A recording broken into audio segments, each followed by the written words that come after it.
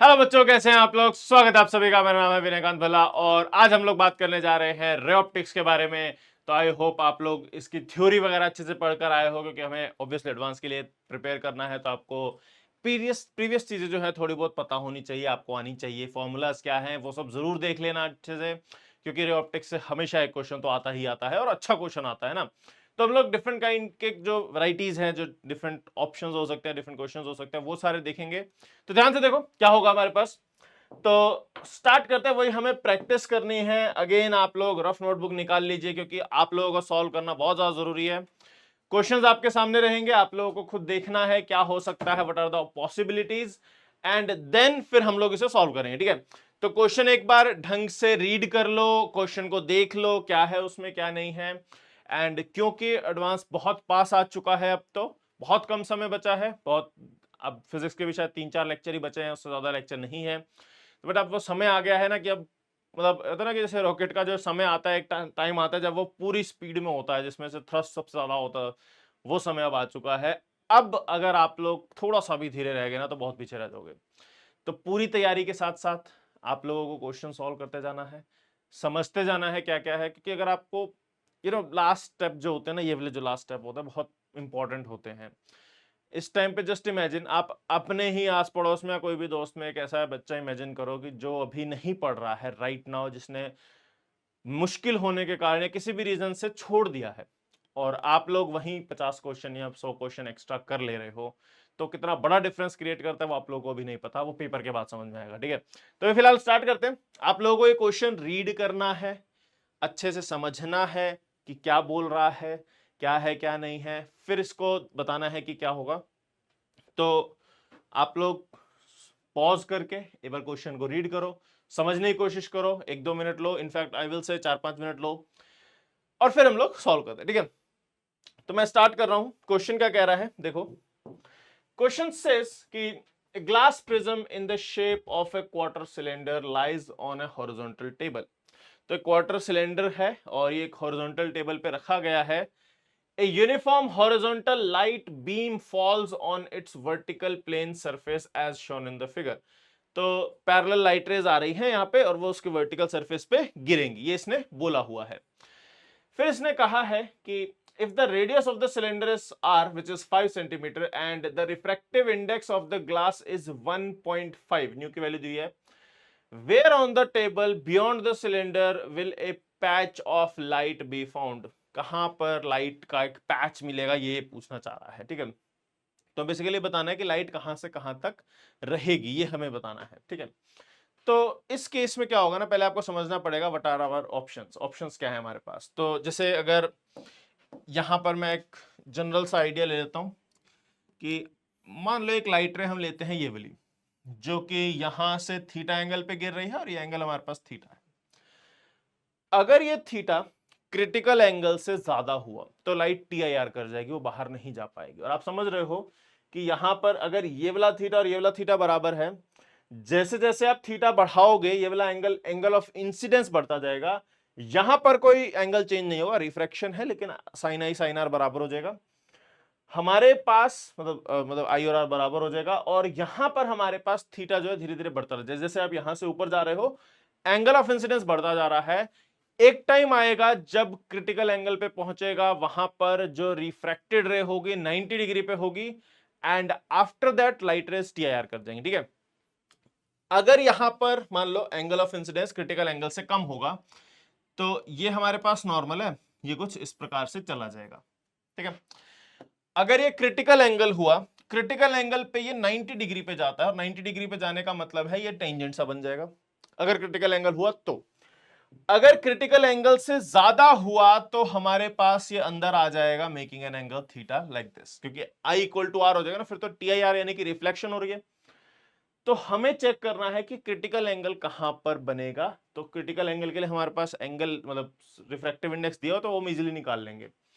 तो पहले तो हम ये चेक कर लेते हैं कि एंगल है कहां पे। आओ जरा को बने रहने देते ताकि आपको याद रहे यहां तक।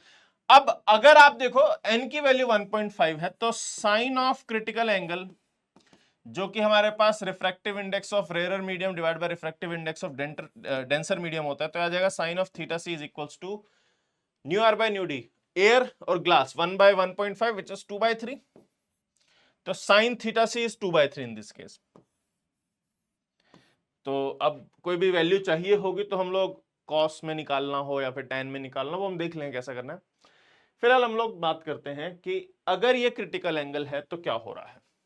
If this is critical angle, तो बताओ क्या ये लाइट रे हमारे पास इसके बाद, क्योंकि ये हमारे पास नॉर्मल है, दिस इज द नॉर्मल, तो लाइट रे इस प्रकार टेंजेंट के अलॉन्ग जाएगी लाइक दिस, ये, और ये जमीन पर इस पॉइंट पे जाके गिरेगी। एंड बीइंग ए टेंजेंट हम इसका काफी यूज कर सकते हैं कि ये एंगल 90 डिग्री होगा, ये भी एंगल 90 डिग्री होगा। अब मुझे अगर ये जानना है कि ये सेंटर से जो ये वाला पॉइंट है इससे कितनी दूरी पर है, उसके लिए सीधा सीधा हम लोग पाइथागोरस यहाँ एक बार देख लेते हैं क्या क्या ऑप्शन है अपने पास। ये रेडियस आर है मुझे पता है, ये डिस्टेंस एक्स मुझे निकालना है, ये भी आर है, थीटा सी है। अच्छा अगर ये एंगल होगा तो ये परपेंडिकुलर होगा, ये बेस होगा और ये हाइपोटेन्यूस होगा। तो बेस आर है, हाइपोटेन्यूस आर प्लस एक्स है, तो मैं एक काम करता हूं कॉस थीटा सी निकाल लेता हूं। Cos of theta c will be equal to base which is r and hypotenuse which is r plus x. तो ये हमारे पास केस आ गया कॉस थीटा सी का। लेकिन कॉस थीटा सी निकाल लेते हैं हम लोग यहां से। Cos of theta c will be equal to, अगर ये 2 और 3 है तो 9 माइनस 4 हो जाएगा हमारे पास 5, तो आ जाएगा रूट ऑफ 5 डिवाइड बाई 3। तो यही वैल्यू हमारे पास square root of 5 divide by 3 आ जाएगी। एक बार इसको सॉल्व कर लेते हैं। यह आ जाएगा आर की वैल्यू 5 दी थी ना, 5 divide by 5 plus x is equals to root of 5 divide by 3। तो ये तो यहाँ पे कट जाएगा, ये रूट 5 आ जाएगा, तो अपने पास ये आ गया 3 root of 5 is equals to 5 plus x. तो x की वैल्यू आ गई 3 रूट ऑफ 5 माइनस एक्स। तो ये तो वो लाइन आ गई जहां पर हमारे पास इससे ऊपर की लाइट रे जो होंगी, क्योंकि देखो अगर लाइट रे इससे ऊपर होगी angle of incidence critical angle से बढ़ जाएगा और ये लाइट रे हमारे पास टीआईआर कर जाएगी, तो इसके ऊपर की कोई भी लाइट रे बाहर नहीं जाएगी। तो एक हमारे पास पॉइंट आ गया जहां की लाइट रे, जिसके ऊपर की लाइट रे बाहर नहीं जाएगी। इसका मतलब इसके नीचे की सारी लाइट रेज बाहर जाएंगी, और इसके नीचे की लाइट रेज जो बाहर जाएंगी वो दूर जाएंगी या पास जाएंगी। बड़ा सिंपल सा है कि अगर लाइट रे ऐसे आ रही है लाइक दिस, ये हमारे पास नॉर्मल होगा, तो अवे फ्रॉम नॉर्मल जाएगी तो इस तरीके से जाएगी, यानी कि ऑब्वियसली दूर जाएगी। तो मैक्सिमम कितनी दूर जा सकती है वो उसके निकालने की सोचते हैं। तो एक बार मुझे फटाफट से जरा सोच के कमेंट में लिखो, मतलब एक बार खुद से सोचना, कमेंट में लिखो कि हम क्या कर सकते हैं, व्हाट आर आवर ऑप्शंस। अगर नहीं समझ में आ रहा तो ये भी लिखना कि लेट्स थिंक, है ना, सोचते हैं, क्योंकि इससे पता चला कि तुम लोगों ने दिमाग लगाया भी है कि नहीं लगाया, है ना। लिखने से पहले तुम लोग एटलीस्ट इतना तो सोचोगे ना कि एक बार चलो ट्राई तो कर ले। मुझे इतना समझ में आ रहा है कि इससे ऊपर वाली लाइट रेज बाहर नहीं जा रही हैं, उनको हम भूल जाते हैं, नीचे वाली लाइट रेज के बारे में बात करते हैं। तो लाइट रेज अगर दूर जा रही हैं तो let's talk about, this is the time जहां पे आपको कमेंट करके बताना है कि हम क्या कर सकते हैं नाउ। अब जैसे जैसे हम नीचे आएंगे एक बार हम लोग उन लाइट रेज के बारे में सोचते हैं जो कि लेट्स से ये हमारे पास वही प्रिज्म है, semi circular, sorry quarter cylinder, and light rays are like this. ये जो सबसे पास वाली लाइट रे है उसके बारे में बात करता हूं, इसको मार्जिनल रेज बोलते हैं, सॉरी पैरेक्शियल, जो बहुत ही पास रहती है ना, जिसमें एंगल ऑफ इंसिडेंस बेसिकली बहुत छोटा होता है। क्योंकि अगर आप इसमें लाइन ड्रॉ करो, अभी तो लाइन भी बहुत छोटी ड्रॉ करनी पड़ेगी, यहां से यहां, थोड़ा नीचे आ जा भैया, ये नहीं मान रहा। अब आप देखो मैं लाइन भी ड्रॉ नहीं कर पा रहा हूं कि angle of incidence will be very small. जैसे आप देख रहे हो ना कि अगर ये लाइट रे बहुत ही नीचे आ जाएगी, ये एंगल बहुत ही छोटा हो जाएगा और हमारे पास एंगल ऑफ इंसिडेंस बहुत छोटा हो जाएगा। और हम लोगों ने कर्व्ड सरफेस पे जो फाइंड किया था कि कर्व्ड सरफेस पे रिफ्रैक्शन का फॉर्मूला, वो किस लिए फाइंड किया था? वो तभी था सिर्फ वैलिड जब हमारे पास angle of incidence, angle of refraction बहुत छोटे छोटे हो। डेरिवेशन आई होप आपको याद है। तो हम लोग यहां पर वही सेम चीज लगाएंगे कि यहां पर being angle of incidence very small, हम लोग फॉर्मूला लगाएंगे mu two by v minus mu one by u is equal to mu two minus mu one by are.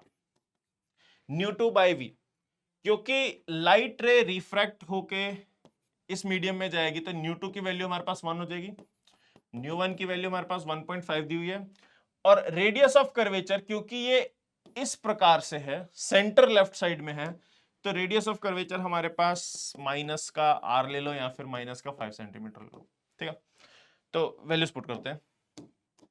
चलो अब लिखो न्यू टू हमारे पास है 1 बाय वी, जो जहां पे भी ये जाएगी, minus mu one which is 1.5 divide by you. अब लाइट रेज पैरेलल आ रही थी, तो पैरेलल लाइट रेज इंफिनिटी से आ रही होती हैं, तो हमारे पास जो यू की वैल्यू होगी माइनस इंफिनिटी कह लो, इंफिनिटी कह लो, is equal to mu two minus mu one divide by minus का 5। तो आ जाएगा 1 by V is equal to, ये 0.5 है विच इज हाफ, तो आ जाएगा 1 बाय 10, और v की वैल्यू आ जाएगी प्लस का 10 सेंटीमीटर। तो v की वैल्यू 10 है, यहां पर 3√5 माइनस एक्स नहीं था, सॉरी 3√5 माइनस 5।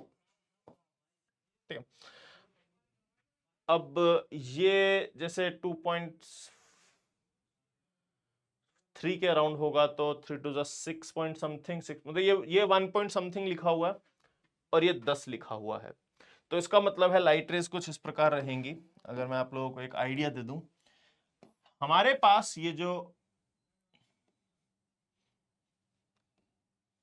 प्रिज्म है क्वार्टर सिलेंडर का, इसमें क्या हो रहा है कि ये ऐसा है,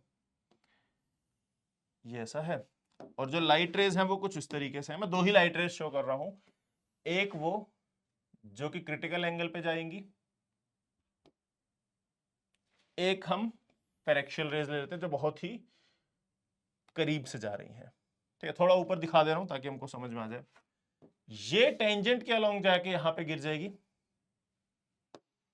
लाइक दिस, ठीक है, और ये हमारे 10 सेंटीमीटर पे जाके गिरेगी लाइक दिस। तो इसमें क्या होगा, ये जो वैल्यू है ये है 3√5 माइनस 5, 3√5 माइनस 5, और ये जो वैल्यू है यहां तक ये है 10 सेंटीमीटर।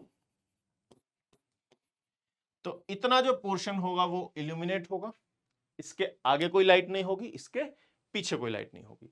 तो आपसे अगर वो डिस्टेंस पूछता है तो दिस माइनस दिस करोगे तो आपके पास वैल्यू आ जाएगी, भाई हमारे पास 15 माइनस 3√5 जितना जो पोर्शन है वो इल्यूमिनेट होगा, उसके अलावा कोई भी मतलब उसके अलावा बाकी जगह पे लाइट नहीं होगी। यही वो पूछना चाहता था क्वेश्चन के according. Will a patch of, क्या पूछा इसने, where on the table beyond the cylinder, cylinder के beyond will a patch of light be found, कहां पर लाइट का पैच होगा, ये उसने पूछा था और ये हमने बताया। और इसमें दो अलग अलग कंसेप्ट लग रहे हैं, एक तो हमें टीआईआर के बारे में सोचना पड़ेगा कि भाई एंगल ऑफ इंसिडेंस बढ़ेगा कम होगा, क्या हो रहा है क्या नहीं हो रहा है। दूसरा हमें देखना पड़ेगा कि कर्ड सरफेस पे जब रिफ्रैक्शन हो रही है तो उस केस में हम कैसे फॉर्मूला लगाएंगे। ठीक है, तो बड़े एंगल में आप लोग स्नेल्स लॉ लगाओगे और छोटे एंगल में जब ये वाला मार्जिनल रेज वाला कंसेप्ट आएगा तब आप लोग कर्व सरफेस का फॉर्मूला लगा सकते हो। ठीक, तो आपको पहला क्वेश्चन था, आई होप आप लोगों ने इसमें थोड़ा दिमाग लगाया होगा, सोचा होगा क्या कर सकते हैं क्या नहीं कर सकते हैं। ठीक है, ओके, अगले क्वेश्चन पे चलते हैं। अगेन थोड़ा सा दिमाग लगाना पड़ेगा, सोचना पड़ेगा क्या है क्या नहीं है। नाउ बीइंग थोड़ा सा अटपटे से एंगल है इसमें, तो हम लोग एक वैल्यू तक आ जाएंगे, उससे ज्यादा हम आगे नहीं जाएंगे कि भाई ये वैल्यू हम निकाल देंगे इसके बाद हम लोग मूव नहीं करेंगे। ठीक है, मतलब उससे आगे सॉल्व नहीं करेंगे। तो आपको 25.9 कैलकुलेटर का यूज करके सॉल्व नहीं करना है, बट क्वेश्चन अच्छा है, ठीक है, आप लोगों को कुछ नया सिखाएगा। तो उसके लिए मैं क्वेश्चन लेके आया हूं, but you have to do is आपको इसे पढ़ना है। यहाँ पे एक बार पॉज कर लो, पढ़ो इससे एंड ट्राई करो, सॉल्व करके देखो कि क्या आप लोग कर पा रहे हो नहीं कर पा रहे हो, फिर हम आगे बढ़ेंगे। तो मैं क्वेश्चन रीड कर रहा हूं, ध्यान से देखो क्या बोल रहा है question. Question says a glass prism whose cross section is an isosceles triangle stand with its horizontal base in water. जो horizontal base है वो water में है. The angle that it's two equal sides make with the base are each theta, जो angle दिया हुआ theta दिया हुआ है, an incident ray of light above and parallel to the water, water के अबव है और उसके पैरेलल है यानी कि हॉरिजॉन्टल है, parallel to water surface and perpendicular to prism's axis, prism's axis मतलब प्रिज्म के परपेंडिकुलर है, ठीक है, parallel to the prisms axis is internally reflected at the glass water interface, यहां पर ये टीआईआर कर रही है, and subsequently re emerges into the air, वापस फिर एयर में आ जाती है, taking the refractive index of glass and water to be 3/2 and 4/3, तो ये हमारे पास 3/2 है रिफ्रैक्टिव इंडेक्स, एंड वाटर का हमें दिया हुआ है 4/3। क्वेश्चन इज कि show that theta must at least be 25.9 degree, तब जाके ये चीज पॉसिबल होगी, तो थीटा की वैल्यू हमें फाइंड करनी है, थीटा की वैल्यू प्रूव करनी है। सॉल्व करते हैं एक एक करके। देखो हमारे पास जो क्वेश्चन है वो कुछ इस प्रकार से है, बेस थोड़ा सा साफ सुथरा बना देता हूं ताकि हम लोग एंगल्स एटलीस्ट ढंग से ड्रॉ कर पाए। ये हमारे पास लेट्स से प्रिज्म का बेस हो गया, ये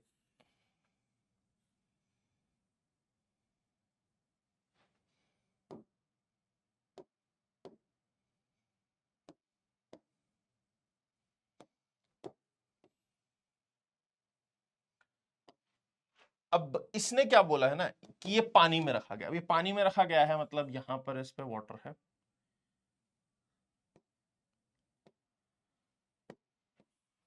ये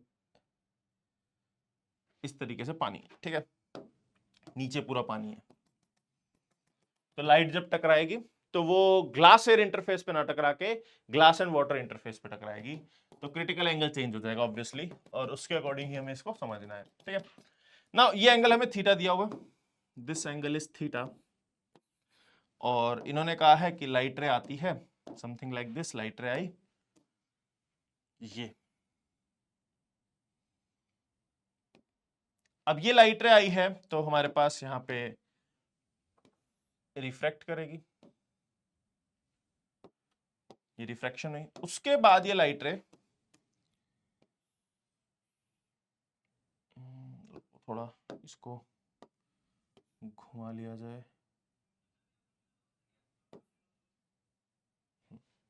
अब थोड़ा 90 डिग्री जैसा लग रहा है, और ये यहां पे टकरा रही है लाइक दिस, और यहां पे टीआईआर हो रहा है, इधर टीआईआर के बारे में हमें बात करनी है, ठीक। देखो क्या होगा, एंगल से एक बार चेक कर लेते हैं, लेट्स से एंगल थीटा है, यहां पर ये जब गिरती है तो एंगल वो अल्फा बनाती है, ये एंगल अल्फा है, ये थीटा है, ये 90 डिग्री है, दिस इज एंगल 90 डिग्री, और ये एंगल हमारे पास 1 sine of alpha is equals to mu of glass sine of R लेते हैं, आर के बराबर हो जाएगा, ठीक है। अब ये 90 है, थीटा है और ये आर है, तो हमारे पास क्योंकि इन्होंने जो बात की है वो की है कि ये थीटा है हमारे पास, तो अब देखो कैसे हमारे पास एंगल आएगा कि if this is alpha 90 degree, okay, ये थीटा है तो ये थीटा हो जाएगा, अल्फा की जरूरत ही नहीं है, रुको थोड़ा सा रीएडजस्ट करते हैं इसको, हटा इसको, एंगल तो सेम ही आ रहा है ना ये वाला, if this is theta this will be theta क्योंकि दोनों पैरेलल है, एंड अगर ये थीटा होगा तो 90 माइनस थीटा होगा, और फिर इसको हम कोई और एंगल ले लेते हैं, अल्फा बीटा में अल्फा ले लेते हैं, अब हमारे पास ये 90 minus theta alpha 90 degree theta है ना, मुझे चाहिए कि यहां पर एंगल कितना हो, क्योंकि मुझे जो टीआईआर की बात करनी है वो इस पॉइंट पे करनी है, आपको जहां पर टीआईआर हो रहा है वहां का एंगल ऑफ इंसिडेंस चाहिए, और क्योंकि आप टीआईआर कराना चाहते हो, आप कहोगे कि जो एंगल ऑफ इंसिडेंस है दैट इज ग्रेटर देन और equal to angle of critical angle, मतलब क्रिटिकल एंगल के बराबर या उससे बड़ा होना चाहिए, तो अगर ये 90 है, अल्फा थीटा है, let's say this angle is beta, तो हमारे पास अल्फा प्लस 90 डिग्री जो कि ये वाला एंगल है, प्लस में थीटा प्लस में बीटा, सबका सम 180 डिग्री होना चाहिए, तो यहाँ पे बीटा की जो वैल्यू आ जाएगी वो आ जाएगी 90 माइनस अल्फा माइनस थीटा, या फिर 90 minus of alpha plus theta. और अगर beta 90 minus of alpha plus theta है तो ये हमारे पास बचा हुआ अल्फा प्लस थीटा हो जाएगा। तो जो एंगल ऑफ इंसिडेंस है वो अल्फा प्लस थीटा है, where alpha is this angle. ठीक है, ओके। दूसरी चीज आपको साथ साथ स्नेल्स लॉ भी लगाना है। यहाँ पे स्नेल्स लॉ लगाओगे क्या आएगा, 1 sine of 90 minus theta is equals to refractive index of glass sine of alpha. ठीक है, अब आप रिफ्रैक्टिव इंडेक्स की वैल्यू रख सकते हो या फिर बाद में पुट कर सकते हो, आपकी इच्छा है। यहां पर जो इक्वेशन बन गया cos theta is equals to 3/2 value दी थी, 3/2 टाइम्स ऑफ साइन अल्फा। ये हमारे पास वैल्यूज आ गई। अब यूज करते हैं जो इन्होंने कहा। ये चाहते हैं कि यहां पर TIR हो, उसके लिए थीटा की वैल्यू के बारे में बात करने। तो अल्फा प्लस थीटा, हमें पता है कि अगर आप चाहते हो TIR तो उस केस में जो रिक्वायरमेंट है वो ये है, alpha plus theta should be greater than equal to critical angle. तो sine of alpha plus theta must be greater than equal to sine of critical angle. तो ये आ जाएगा sine alpha cos theta plus में cos alpha sine theta must be greater than equal to critical angle. हमारे पास हो जाएगा mu R by mu D, यानी कि 4/3 डिवाइडेड बाई 3/2। तो ये हो जाएगा 4/3 डिवाइड बाई 3/2 करोगे तो 4/3 डिवाइड बाई 3/2, ये हो जाएगा 8/9 के बराबर। तो अगर ये 8/9 है और हमें थीटा की वैल्यू चाहिए तो मुझे साइन अल्फा और कॉस अल्फा की वैल्यू भी रखनी पड़ेगी। निकालो भैया, साइन अल्फा यहां से कितना आया,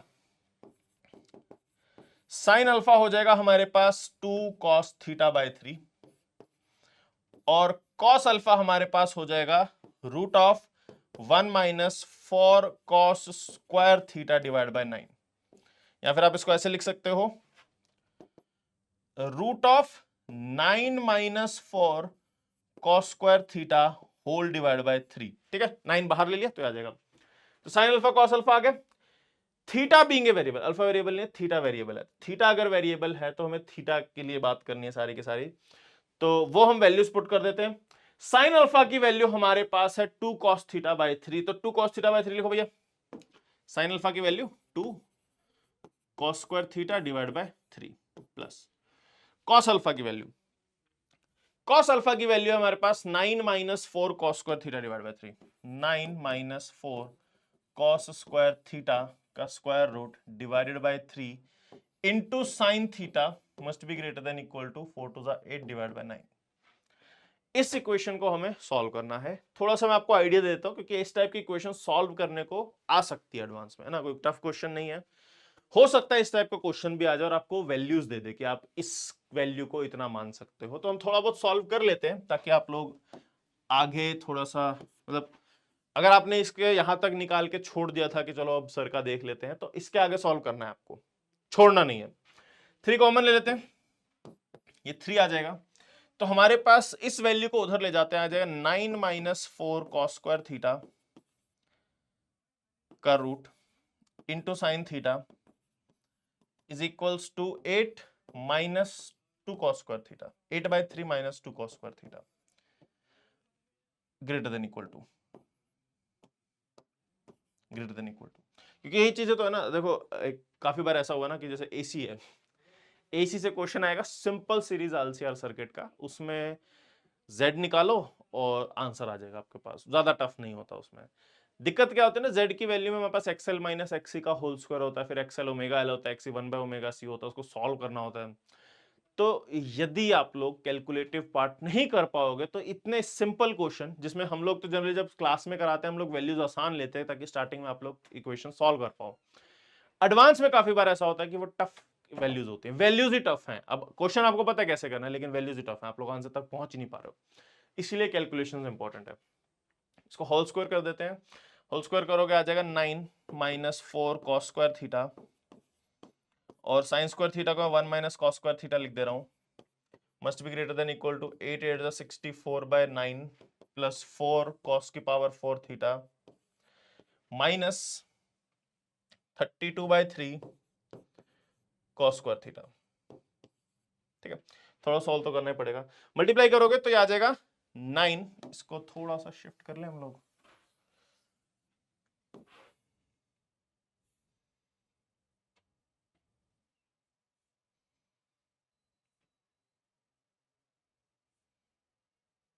ठीक है। देखो क्या रहा हमारे पास, 9 -9 cos स्क्वायर थीटा, फिर आ रहा है -4 +4 cos square theta must be greater than equal to 64/9 +4 cos की पावर 4 थीटा, एक सेकंड रुको, cos square cos square cos की पावर 4 आएगा इधर, +4 cos की power 4 theta and -32/3 cos square theta. अब ये 4 cos की पावर 4 cos की पावर 4 कट जाएगा, इसमें ना आपको माइनस साइन वाली टेंशन भी लेनी पड़ेगी क्योंकि cos स्क्वायर है, cos की पावर 4 है, तो दोनों पावर इवन है तो पॉजिटिव रहेगा वैल्यू।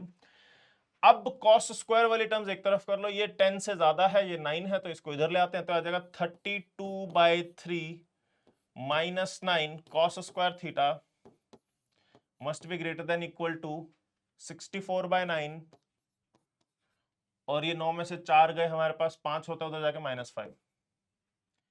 अब cos square theta must be greater than equal to 45, 14 और 5 19, 64 - 45 डिवाइडेड बाय 27, 3 27 3 4 5 इंटू 3/5, तो ये कुछ आ जाएगा, cos थीटा डिवाइड बाय 9 भी था, डिवाइड बाय 9, ठीक है, तो 3 3 5 से 15, 19/15 आ गया, तो cos theta must be greater than equal to √19/15। एक बार कैलकुलेशन जरूर चेक कर लेना, मतलब कैलकुलेशन एक बार खुद से देख लेना क्या है, कहीं मैंने कोई गड़बड़ ना कर दियो। 32/3 64/9 3 3 9, यहाँ मैंने स्क्वायर किया है, तो a square plus b square -2ab and I guess चीजें तो सॉर्टेड हैं। 45 64/9, ठीक है। कैलकुलेशन है फिर भी आप लोग आपकी तरफ से चेक जरूर कर लेना, जो भी है। यहां से आपके पास थीटा की वैल्यू आ जाएगी, जो कहने का मतलब है, ठीक है, यहां तक आपको निकालना था, एंड जो भी कैलकुलेशन है वह चेक कर लेना। इस तरीके से जो मेन चीज है वो यही है कि कंसेप्ट आपको क्या लगाना है कि एंगल्स वगैरह चेक करना है, और इस टाइप के क्वेश्चन बहुत बार आते हैं कि प्रिज्म में दूसरी जगह पर हमारे पास TIR हो या फिर उस ना हो, इस टाइप के क्वेश्चंस आते हैं, काफी बार आते हैं, तो ये चीजें आपको पता होनी चाहिए, ठीक है। तो अगले क्वेश्चन पे चलेंगे, which is refractive index related question है, variable refractive index related question है, और ये आप लोगों को इस टाइप के क्वेश्चन भी आए हुए हैं, मोर लाइक थोड़े इजियर पार्ट में आए हुए हैं। वैसे ये भी क्वेश्चन इजी है, सोचने वाला है, थोड़ा ज्यादा जो टाइम ज्यादा लगता है इसमें सोचने वाले पार्ट में लगता है, करने वाला क्वेश्चन इसमें कुछ ज्यादा नहीं है। तो अगर आप क्वेश्चन देखोगे क्या कह रहा है कि वही खुद से रीड करके समझ के करने की कोशिश करोगे तो ज्यादा बेटर है। एक बार मैं तो रीड कर ही दे रहा हूं, मैं भी बता ही दे रहा हूं क्या होगा। क्वेश्चन कह रहा है the refractive index of the medium within a certain region x greater than 0 y greater than 0, मतलब फर्स्ट क्वाड्रेंट में चेंजेस विद द y के साथ चेंज हो रहा है, मतलब नीचे से ऊपर वो बदल रहा है। A thin light ray traveling in the x direction strikes the medium at right angles and moves through the medium along a circular arc. वो x के along जा रही थी, टकराती है और वो इस तरीके से सर्कुलर आर्क में घूमने लग जाती है। How does the refractive index depends on y? What is the maximum possible angular size of the arc? तो हमें ये चीज बतानी है कि रिफ्रैक्टिव इंडेक्स कैसे डिपेंड कर रहा है, maximum possible angular size of the arc ना भी बताओगे तो चलेगा, कोई दिक्कत नहीं है उसमें ना, क्योंकि इसके लिए थोड़ी एक्स्ट्रा इन्फॉर्मेशन चाहिए जो कि जनरली एडवांस वाले नहीं मान के चलते कि आपको पता है, ठीक है, क्योंकि वो सिलेबस के बाहर हो जाता है थोड़ा सा, यहां तक आपके सिलेबस का पार्ट कह सकते हो। क्वेश्चन देखो क्या कह रहा है, फर्स्ट क्वाड्रेंट में अगर y के साथ रिफ्रैक्टिव इंडेक्स चेंज होगा तो हर एक थोड़े थोड़े ऊपर जाने पर रिफ्रैक्टिव इंडेक्स की वैल्यू चेंज होती जाएगी, और क्योंकि वो y पे डिपेंड कर रहा है, x पे डिपेंड नहीं कर रहा, तो आप इनको ग्लास स्लैब्स मान के चल सकते हो। और आप लोगों ने पैरेलल ग्लास स्लैब्स के बारे में अगर पढ़ा हो तो आपको पता होगा कि हमारे पास कितने भी साइज के कैसे भी ग्लास स्लैब्स हों, कितने भी नंबर ऑफ ग्लास स्लैब्स हों, जैसे मान लो यहाँ का refractive index n1, n2, n3, n4, n5, और लाइट रे इस तरीके से जा रही है, यहां गई, फिर यहां गई, फिर यहां गई, फिर यहां गई, फिर यहां गई, लेट्स लाइक दिस, ठीक है। पर्टिकुलरली पैरेलल ग्लास स्लैब्स की बात कर रहा हूं। यहां पर मान लो एंगल ऑफ इंसिडेंस θ1 है, ये एंगल θ2 है। बीइंग पैरेलल, ये नॉर्मल भी पैरेलल हो जाएंगे, ये θ2 होगा तो एंगल भी θ2 हो जाएगा, ये हमारे पास θ3 हो जाएगा तो फिर ये भी θ3 हो जाएगा, ये θ4 होगा तो ये भी θ4 होगा, और ये θ5 होगा। तो जब आप स्नेल्स लॉ लगाओगे यहां पर आप लिखोगे n1 sin θ1 equal to n2 sin θ2। इसके बाद जब आप यहां लगाओगे आप लिखोगे n2 sin θ2 is n3 sin θ3। फिर यहां जब लगाओगे n3 sin θ3 is equal to n4 sin θ4, फिर n4 sin θ4 is equal to n5 sin θ5। तो यहां पर हमारे पास जो इक्वेशंस बनेंगी वो कुछ इस प्रकार से बन जाएंगी कि हमारे पास n1 sin θ1 is equal to n2 sin θ2 is equals to n3 sin of θ3 is equals to n4 sin of θ4 is equals to n5 sin of θ5। And इस तरीके से हमारे पास जो स्नेल्स लॉ है लगेगा। अब आप इसमें एक चीज नोटिस करो, मैं डायरेक्ट यहां पर और यहां पर भी स्नेल्स लॉ लगा सकता हूं। मैं बोल सकता था n1 sin θ1 और n5 sin θ5 बराबर होंगे, क्योंकि वो एक्चुअली बराबर हैं। चाहे आप एक एक करके लिखो, चाहे आप एक साथ सारे लिख दो, आपके पास डायरेक्ट ऑप्शन बन जाता है कि आप डायरेक्ट जैसे स्टार्टिंग पॉइंट पे और एंड पॉइंट पे डायरेक्ट लगा दो n1 sin θ। इस पे बेस्ड भी एडवांस में क्वेश्चन आया था कि, और मैं लेकर आया हूं, वो आपको खुद करना है।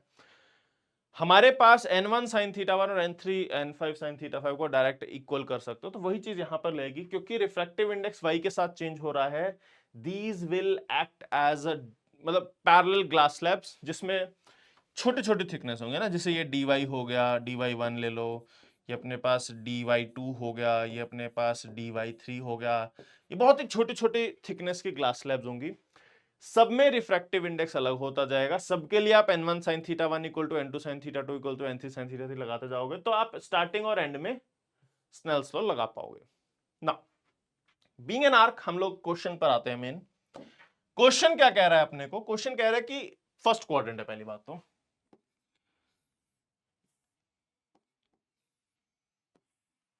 ये मेरे पास फर्स्ट क्वाड्रेंट हो गया, और जो रिफ्रैक्टिव इंडेक्स है वो इस तरीके से चेंज हो रहा है। वो मैं ड्रॉ नहीं कर रहा हूं क्योंकि वो डायग्राम में फिर बाद में कंफ्यूजन ना अपने को।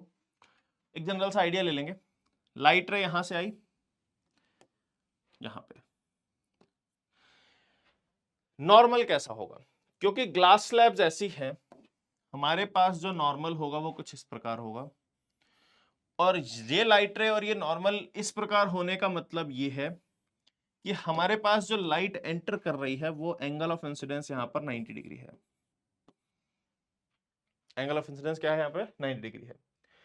तो इसको कहते हैं ग्रेजिंग इंसिडेंस। जब लाइट रे सरफेस पे इस तरीके से इंसिडेंट हो कि एंगल ऑफ इंसिडेंस 90 डिग्री के बराबर हो तो उसे बोलते हैं ग्रेजिंग इंसिडेंस। अगर वो डायरेक्ट बोलता है कि मान लो प्रिज्म है और उसके एक सरफेस पे लाइट ग्रेजिंग इंसिडेंस कर रही है, यानी कि जो एंगल ऑफ इंसिडेंस है 90 डिग्री, ग्रेजिंग मतलब भिड़ते हुए जाना, ग्रेज करते हुए जाना सरफेस को, ठीक है। इसके बाद लाइट रे सर्कुलर आर्क बनाती है, जैसा कि इसने बोला, समथिंग लाइक दिस, इस प्रकार चल रहा है। और यहां पर अगर आप ग्लास स्लैब की बात करोगे तो ग्लास स्लैब कुछ इस प्रकार होगी, नॉर्मल की बात करोगे तो नॉर्मल कुछ इस प्रकार होगा। और जहां तक क्वेश्चन की बात है उसने कहा ये सर्कुलर आर्क में है। सर्कुलर आर्क में होने का मतलब है अगर मैं यहां से लाइन ड्रॉ करूं, दिस इज द रेडियस। थोड़ा और बड़ा कर देते हैं,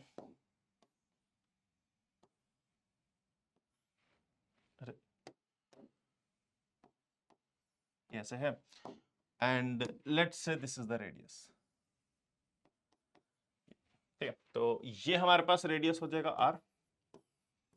सर्कुलर आर्क है ना भाई, सर्कुलर आर्क तो ऐसी होगी ना, सेंटर होगा कुछ और वो इस तरीके से घूम रहा होगा। नाउ हमें रिफ्रैक्टिव इंडेक्स के बारे में बात करनी है। रिफ्रैक्टिव इंडेक्स के लिए हमारे पास ऑप्शन क्या है? हमारे पास एक स्नेल्स लॉ लगाने का ऑप्शन है और ज्योमेट्री देखने का ऑप्शन है।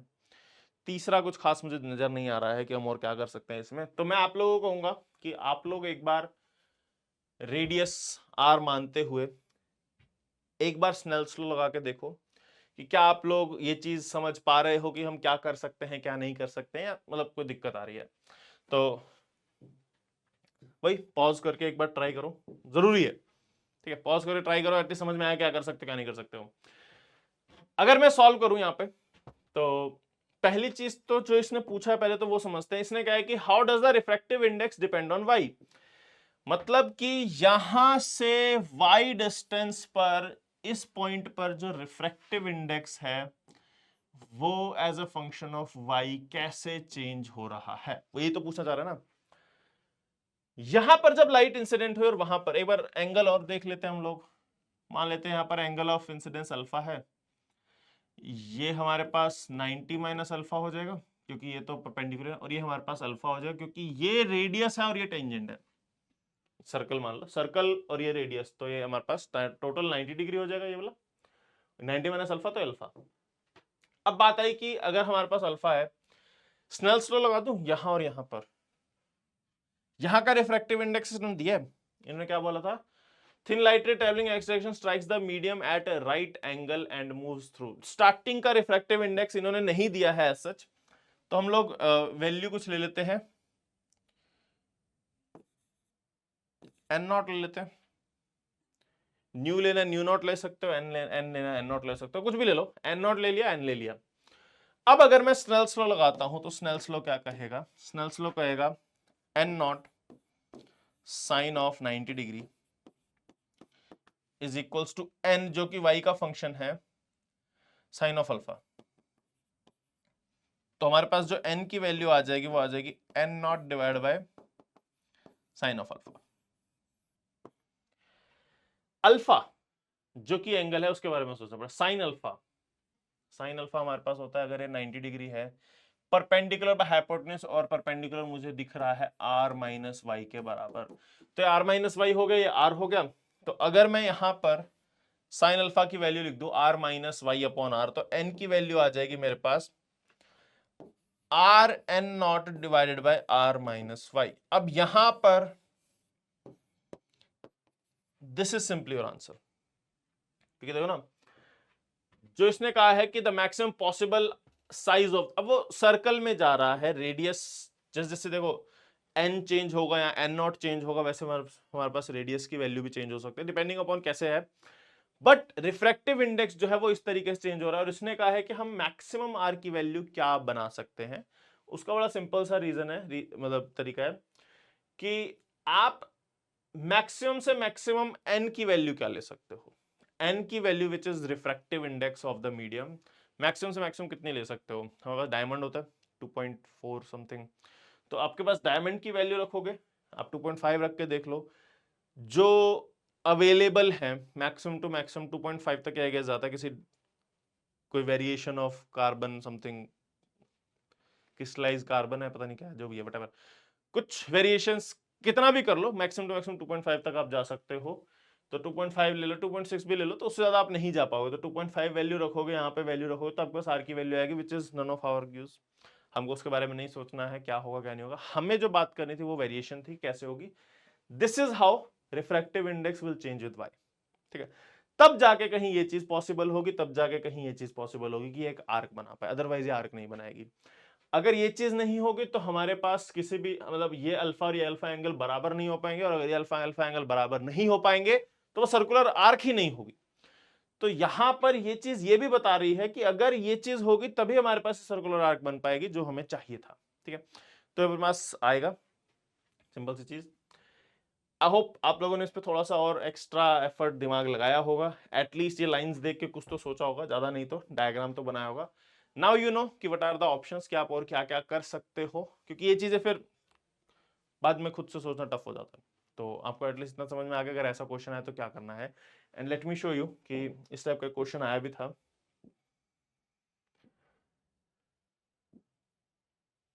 समथिंग लाइक दिस, ठीक है?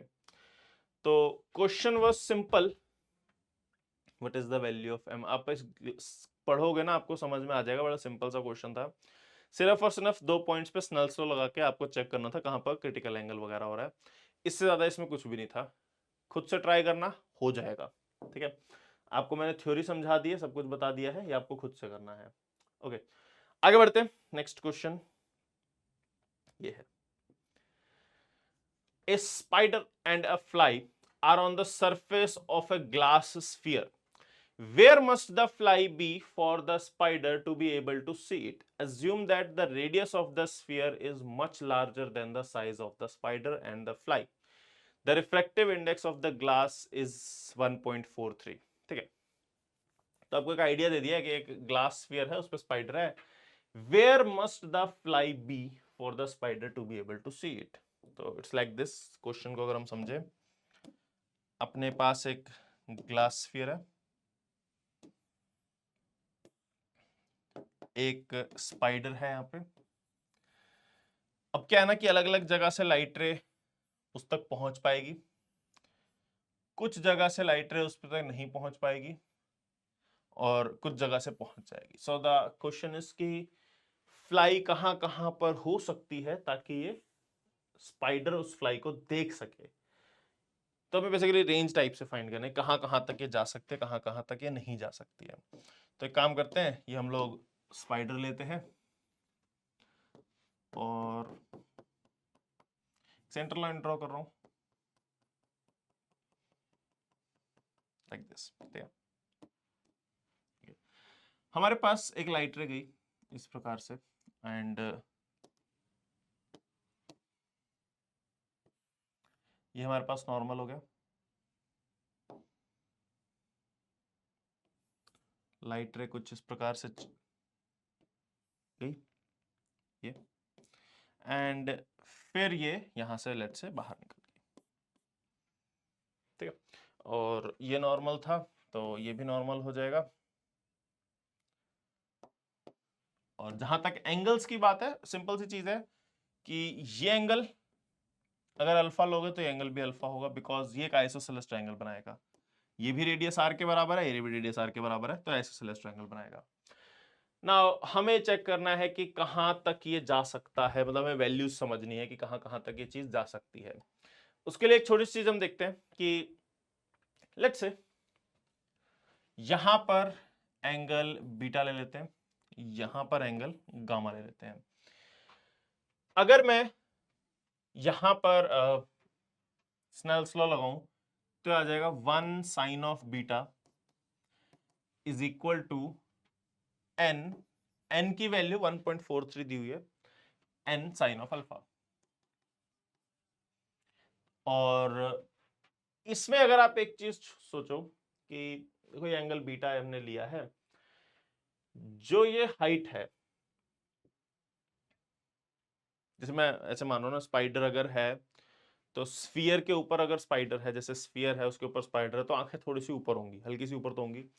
पर इसने साथ साथ ये भी बोला है कि assume that the radius of the sphere is much larger than the size of the spider and the fly। तो यानी कि ये जो हाइट है लगभग लगभग 0 के बराबर ही है, मतलब बहुत ही छोटी है।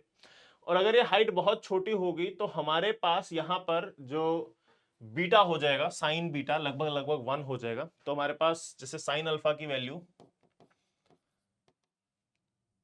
1/n के बराबर आ जाएगा। ठीक है, कैसे बीटा छोटा 90 डिग्री के अराउंड हो जाएगा, क्योंकि अगर यहां पर स्पाइडर होगा इस तरीके से लाइट आएगी तो एंगल 90 डिग्री हो जाएगा। तो उस टाइप से मैं लेके चल रहा हूं। साइन अल्फा की वैल्यू हमारे पास लगभग लगभग 1/n के बराबर हो जाएगी। नाउ वो एंगल अल्फा है, वो एंगल अल्फा है। हमें अगर गामा के बारे में बात करनी है तो गामा जो हो जाएगा, gamma will be equal to 180 degree minus 2 alpha. सीधा सीधा गामा की वैल्यू 180 डिग्री माइनस 2 अल्फा हो जाएगा। और एन हमें क्योंकि 1.43 दिया हुआ है, आप इसको 1 डिवाइड बाय 1.43 लोगे। And now the thing is कि आपके पास ये एंगल अल्फा आ गया कि कितना होगा, क्योंकि ये लगभग लगभग 90 डिग्री हो जाएगा, ये लगभग लगभग क्रिटिकल एंगल टाइप से हो जाएगा। ये क्रिटिकल एंगल होगा, ये भी क्रिटिकल एंगल होगा, यहाँ पे 90 डिग्री पे बाहर आएगी दिस शुड बी 90 डिग्री, है ना। उस केस में अगर आप बीटा को लगभग लगभग 90 डिग्री ले रहे हो तो आप यहां पर जो एंगल निकलेगा वो भी लगभग लगभग 90 डिग्री हो जाएगा। उसके अकॉर्डिंग आपके पास अल्फा की वैल्यू आ जाएगी। तो सारा जो खेल इस क्वेश्चन का है वो सिर्फ इतना सा है कि अगर स्पाइडर बहुत छोटा है ना। अब आप खुद सोचो एक बार, स्पाइडर एक ऐसे स्फीयर पे है जिसका रेडियस बहुत बड़ा है। आप लोग भी तो एक ऐसे स्फीयर पे ना जिसका रेडियस बहुत बड़ा है। हम भी तो अर्थ पे है ना, अर्थ का रेडियस तो बहुत बड़ा है। तो अगर आप अर्थ को एक शीशे का गोला मानो, आप उसके ऊपर खड़े हो, आपसे जो लाइट रेज जाएंगी दूर से दूर तक वो लगभग लगभग परपेंडिकुलर, मतलब उसका जो एंगल ऑफ इंसिडेंस होगा लगभग लगभग 90 डिग्री होगा। वही चीज स्पाइडर के लिए होगी। स्पाइडर अगर यहां पर होगा, दूर से दूर देखेगी तो जो एंगल होगा वो लगभग लगभग 90 डिग्री होगा। और वहां से जब लाइट एंटर करेगी तो वही केस हो गया ना इनवर्स ऑफ ग्रेजिंग इंसिडेंस वाला, कि अगर वो 90 डिग्री पे एंटर कर रही है तो दूसरी तरफ जो एंगल रहा होगा वो क्रिटिकल एंगल रहा होगा। तो उसके अकॉर्डिंग क्रिटिकल एंगल 1/n हो जाएगा और n की वैल्यू 1.43 है ना। कैलकुलेशन पार्ट हम लोग नहीं करेंगे, साइन थीटा 1/1.43 हमें नहीं करना है, उतना दिमाग हम नहीं लगाएंगे। हमें इतना समझ में आ रहा है गामा की वैल्यू 180 डिग्री माइनस 2 अल्फा होगी। तो अगर आप यहां से गामा की वैल्यू निकालना चाहो, यह आ जाएगा 180 degree minus 2 times sine inverse of 1/1.43। मैं एक बार आंसर लिख दे रहा हूं कि गामा हो गया, ठीक है।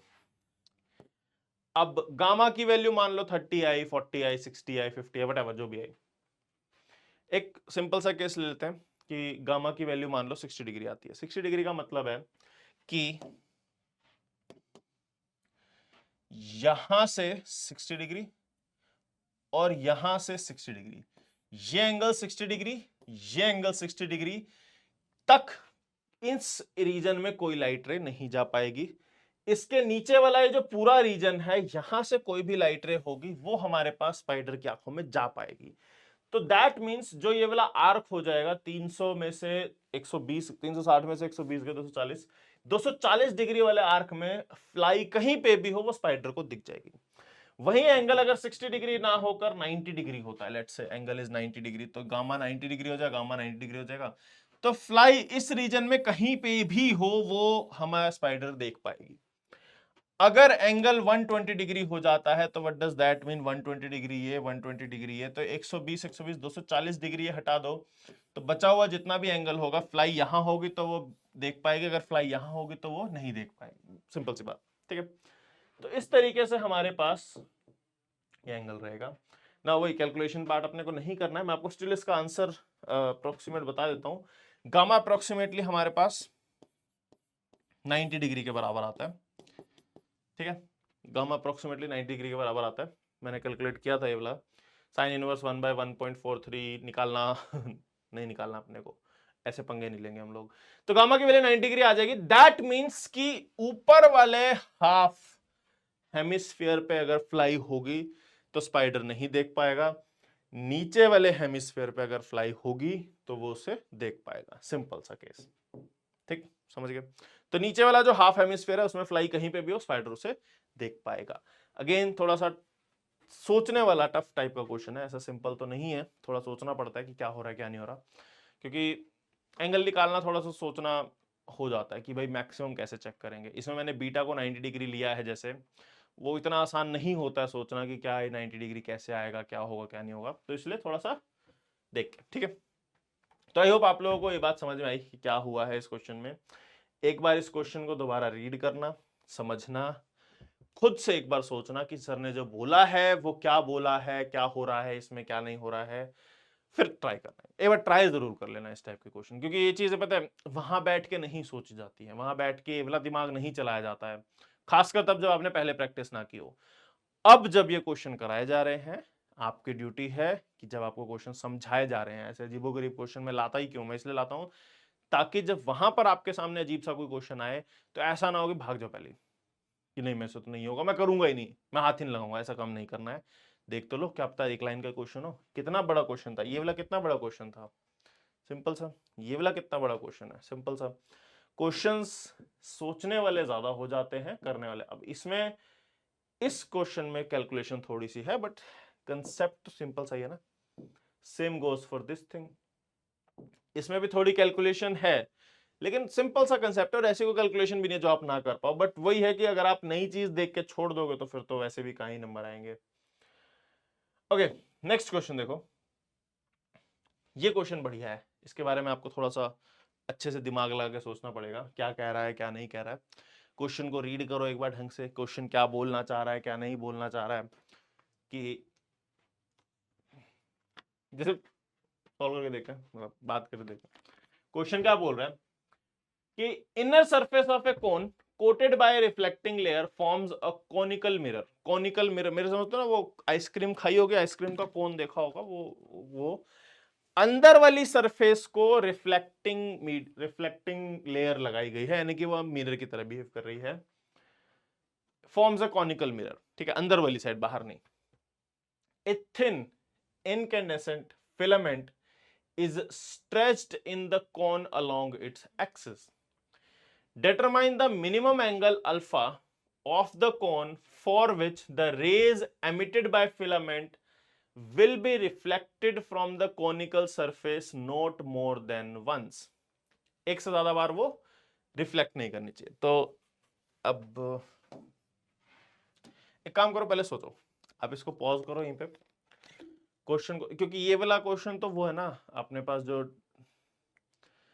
दो मिरर से रिफ्लेक्शन करते हैं ना, थीटा एंगल है मिरर का, दो मिरर हैं, सिमेट्री पे रखा हुआ है, उस टाइप का क्वेश्चन है, थोड़ा सा अलग है हल्का सा। उसमें नंबर ऑफ इमेजेस होती है, इसमें नंबर ऑफ इमेजेस नहीं है। इसमें कह रहा है कि एक ही बार हमारे पास रिफ्लेक्शन होनी चाहिए, एक से ज्यादा बार रिफ्लेक्शन नहीं होनी चाहिए। उसके लिए क्या कंडीशन होनी चाहिए वो सोचो, क्योंकि आप लोगों को पढ़ाया तो गया ही है ना कि भाई 90 डिग्री पे इमेज कितनी बनती है, कैसे बनती है, क्या होता है, ये सब चीजें बताई गई है ना। तो यहां पर आपको सोचना है कि क्या क्या पॉसिबिलिटीज हैं,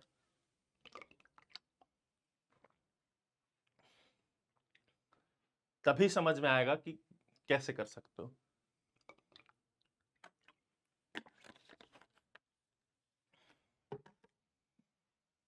क्या बोल रहा है क्वेश्चन, मैं आपको आइडिया देता हूं। पहले सिर्फ और सिर्फ डायग्राम बनाना ताकि आपको समझ में आ जाए क्या क्या रहा है। हमारे पास एक कोन है, कौन है, कौन, हमने एक फिलामेंट इसके एक्सिस के अलोंग रखा है। फिलामेंट एक्सिस के अलोंग रखने का मतलब है कि ये कोई भी पॉइंट लोगे वो एक लाइट सोर्स की तरह बिहेव करेगा, और ये चाह रहा है कि लाइट सोर्स से कहीं पे भी रिफ्लेक्शन हो तो वो दोबारा दूसरी रिफ्लेक्शन ना हो। तो इसमें क्या है ना कि अगर अंदर वाली साइड जाएगा तो ऑब्वियसली आ जाके रिफ्लेक्ट करेगा, तो हम ये अवॉइड करना चाहते हैं। तो उसके लिए जो इसका एंगल है कोन का कंप्लीट एंगल, ये अल्फा की बात करना चाह रहा है कि ये जो एंगल अल्फा है ये कितना होना चाहिए, ठीक है, मतलब इसकी मिनिमम वैल्यू निकालनी है। तो सोचें कैसे कर सकते हैं। ओके, इसको हम लोग एक बार क्वेश्चन स्टेटमेंट को थोड़ा सा आसान करते हैं। हमारे पास दो मिरर्स हैं, लेट्स से ये और ये, ठीक है, टोटल एंगल अल्फा है हमारे पास, और जो लाइट रे हम लोग रख रहे हैं, फिलामेंट यहां पर है, तो मैं एक पॉइंट सोर्स लेता हूं, क्योंकि अगर इस पॉइंट सोर्स से लाइट रे दो बार रिफ्लेक्ट नहीं होगी तो किसी से भी नहीं होगी, क्योंकि सारे सिमेट्रिक है, तो एंगल तो खेलने, डिस्टेंस मैटर नहीं करता। अब अगर ये सिमेट्रिकली प्लेस्ड है तो एंगल अल्फा बाय 2 होगा, और अगर जो इसका इमेज की बात करोगे वो यहां से 90 डिग्री पे आ जाएगी, और ये एंगल भी अल्फा बाय 2 हो जाएगा। तो दिस विल बी इमेज, क्योंकि ये दोनों डिस्टेंस सेम होंगे, ये कॉमन है, एंगल सेम है, सब कुछ सेम है, तो एंगल भी अल्फा बाय 2 हो जाएगा। अब क्या हो रहा है ना कि लाइट रे के बारे में सोचो, दूसरी बार रिफ्लेक्ट करती कब है।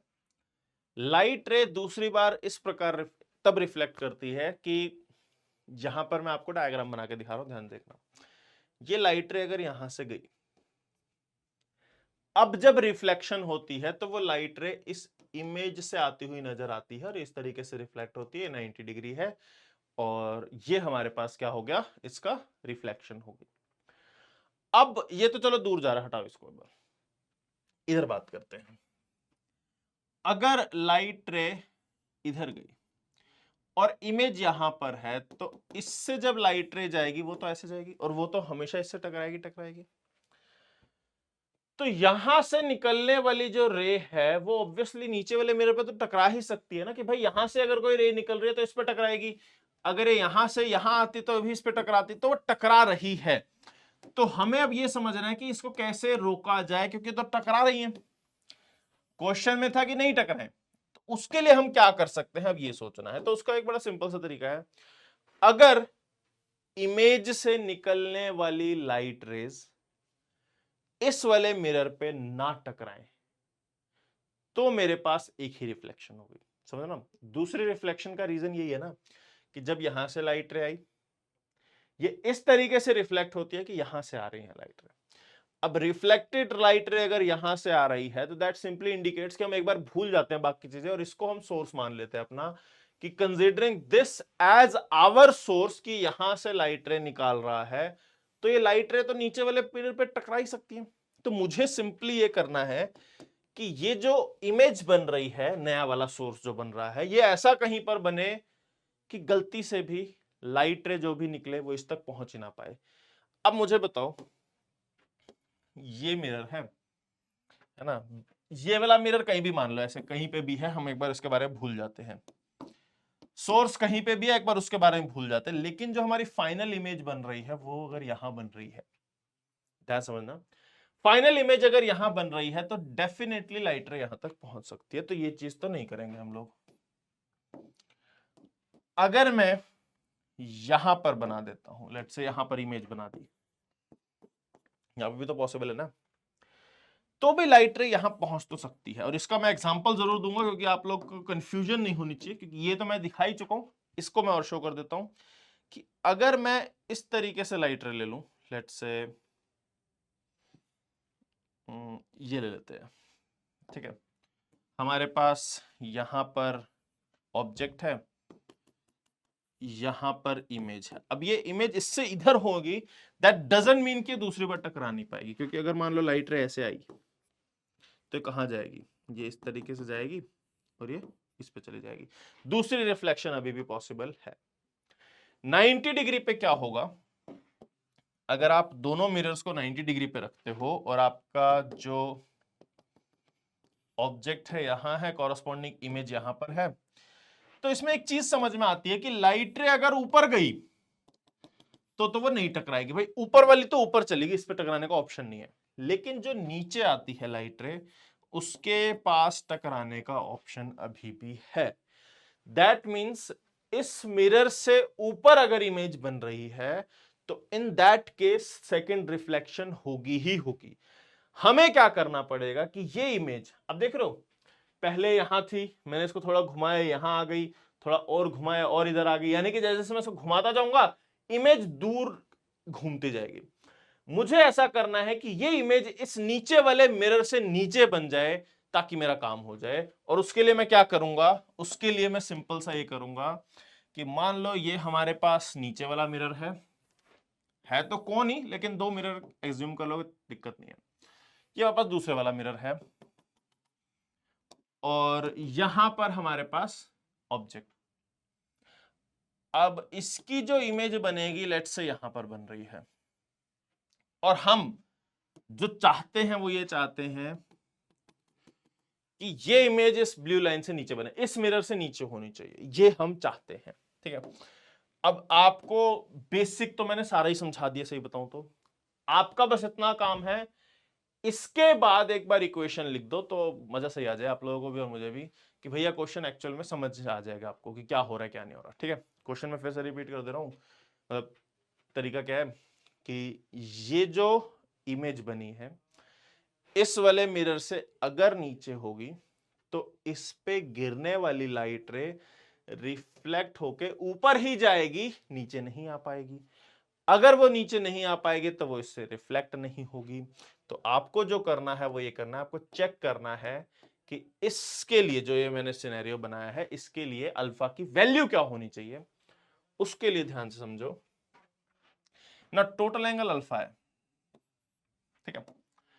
हम ऐसे कर लेते हैं, half angle alpha by 2, half angle alpha by 2, और ये जो एंगल होगा ना ये, ये एंगल भी अल्फा बाय 2, क्योंकि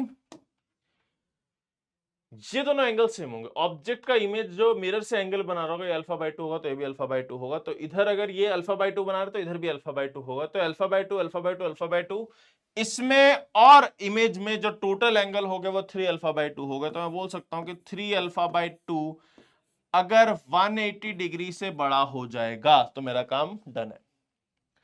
180 डिग्री से बड़ा होने का मतलब है ये जो इमेज है वो इस वाले मिरर से नीचे हो गई। हमारा सारा काम ये है कि इस हॉरिजॉन्टल लाइन से इमेज को नीचे करना, और उसके लिए टोटल एंगल 180 डिग्री से ज्यादा करना पड़ेगा। तो हमारे पास अल्फा की वैल्यू आ जाएगी must be greater then 60 into 120 degree, 120 degree से ज्यादा होना चाहिए। तो अगर आप लिमिटिंग कंडीशन लोगे तो अल्फा की वैल्यू 120 होनी चाहिए। उस केस में आपके पास कभी भी लाइट रे जो है वो दूसरी बार रिफ्लेक्ट नहीं करेगी। तो ये जो छोटी छोटी सोचने वाली चीजें हैं ये जरूरी होती हैं। तो आई होप आप लोगों को ये बात समझ में आई होगी कि अल्फा की वैल्यू, किस अल्फा की वैल्यू पे हमारे पास पहली एक ही रिफ्लेक्शन होगी हमेशा, दूसरी रिफ्लेक्शन पॉसिबल ही नहीं है। ठीक, अगेन एक बार इसको ध्यान से पढ़ो, देखो हमने क्या बात की है, खुद से भी सॉल्व करके देखो, फिर हम लोग आगे बढ़ पाएंगे। मतलब तुम लोग आगे बढ़ना, मुझे तो बढ़ना ही पड़ेगा, मतलब ऑप्शन नहीं है। क्लियर? ओके, देखो अगला क्वेश्चन क्या कह रहा है, तो वही एक बार क्वेश्चन को रीड करते हैं और समझते हैं क्या बोल रहा है। क्वेश्चन बोल रहा है a light ray composed of two monochromatic components passes through a trihedral prism with refracting angle 60 degree. Find the angle delta alpha between the components of the ray after it passes through the prism if their respective indices of refraction are equal to 1.515 and 1.520. The prism is oriented to provide the least deflection angle. तो again जैसे मैं पहले कह रहा हूं, खुद से एक बार ट्राई करोगे ज्यादा बेटर रहेगा, समझ में आएगा क्या हो रहा है क्या नहीं हो रहा। आप लोगों को करना क्या है, क्या क्या इंफॉर्मेशन दी गई है उसके बारे में सोचो एंड देन सॉल्व करो। क्वेश्चन में मोस्टली चीजें आपको बता ही दी हैं कि हमारे पास एक प्रिज्म है जिसका जो रिफ्रैक्टिंग एंगल है वो 60 डिग्री है, and they're talking about angle delta alpha between the components of the rays after it passes through the prism. Now question is like कि आप लोगों ने डायफ्रैक्शन पढ़ा होगा, लाइट रे आई और प्रिज्म से पास होने के बाद वो फैल गई, कितना वो एंगल फैल रही है वो हमें बताना है कि अगर रिफ्रैक्टिव इंडेक्स में जो डिफरेंस है वो इतना सा है, तो अगर ये डिफरेंस बहुत छोटा है उसके अकॉर्डिंग क्या होगा कि हमारे पास लाइट रे आएगी, ठीक है, वो कुछ इस तरीके से अलग अलग हो जाएगी। तो इनके बीच का जो एंगल डेल्टा अल्फा है ये हमें फाइंड करना है, ठीक है। तो मतलब एन में चेंज होने की वजह से जो डेविएशन है उसमें कितना चेंज आया ये हमें समझना है, क्योंकि डेविएशन तो ऐसी होगी ना, देखो कि हमारे पास ये वाइट रे इस तरीके से जाने वाली थी, इसका डेविएशन और इसका डेविएशन अलग अलग है, तो जो डेविएशन में चेंज आया वो हमें बताना है। और इसने बोला है कि prism is oriented to provide the least deflection angle. Least deflection angle के लिए अगर वो कहना चाह रहा है तो आप सिंपल सिंपल से फॉर्मूला लगा सकते हो कि हमें पता है कि जो रिफ्रैक्टिव इंडेक्स होता है sine of a plus delta minimum divide by 2 divide by sine of a by 2 होता है, राइट। तो जो हमें पता है, जो इन्होंने टर्म्स दी हुई हैं उसके टर्म्स में अगर मैं लेके जाऊं, रिफ्रैक्टिव इंडेक्स को हम लोग एन लिखते हैं, साइन ऑफ ए बाय 2 को मल्टीप्लाई कर देता हूं, ए की जगह मैं थीटा बाय 2 ले ले रहा हूं, should be equal to sine of a plus delta minimum divide by 2, क्योंकि लीस्ट डिफ्लेक्शन का केस है और अल्फा की बात करें तो अल्फा लिख लिया ना। ये हमारे पास एन और अल्फा में रिलेशन है, थीटा इज ए कांस्टेंट। अब क्या करेंगे, क्योंकि इसने बात की है कि भाई अगर हम एन को थोड़ा सा चेंज करेंगे तो अल्फा में थोड़ा सा चेंज क्या आएगा, मैं इस इक्वेशन को डिफरेंशिएट कर दे रहा हूं। Sine theta by 2 being constant, N का डिफरेंशिएशन हो जाएगा d n sine of theta by 2 is equal to sine of theta plus alpha by 2। Sine का डिफरेंशियल होता है कॉस, तो आ cos of theta plus alpha divided by 2 multiplied by half times of D alpha. Alpha by 2 का differentiation हो जाएगा D alpha by 2, ठीक है। तो ये हमारे पास डिफरेंशिएशन आ गया कि अगर आप dn इतना चेंज करोगे तो d अल्फा इतना चेंज होगा। तो आपके पास सिंपली d अल्फा की वैल्यू, इनफैक्ट हाँ d अल्फा की वैल्यू आ जाएगी आपके पास sine of theta by two, in fact इसको डेल्टा अल्फा लिख लेते हैं जिस टर्म में उसने बोला है। Delta alpha is equals to 2 sine of theta by two divide by cos of, cos को मैं टर्न कर दे रहा हूं 1 minus sine of theta plus alpha by to sign square theta plus alpha by two. ठीक है, cos theta को 1 minus sine square theta का रूट लिख दिया। Now alpha is a variable, तो मैं sine of theta plus alpha by two की value लिख देता हूं अन साइन थीटा बाई टू, तो आ जाएगा मेरे पास इंटू डेल्टा एन भी है, ये dn की जगह में डेल्टा एन लिख दिया।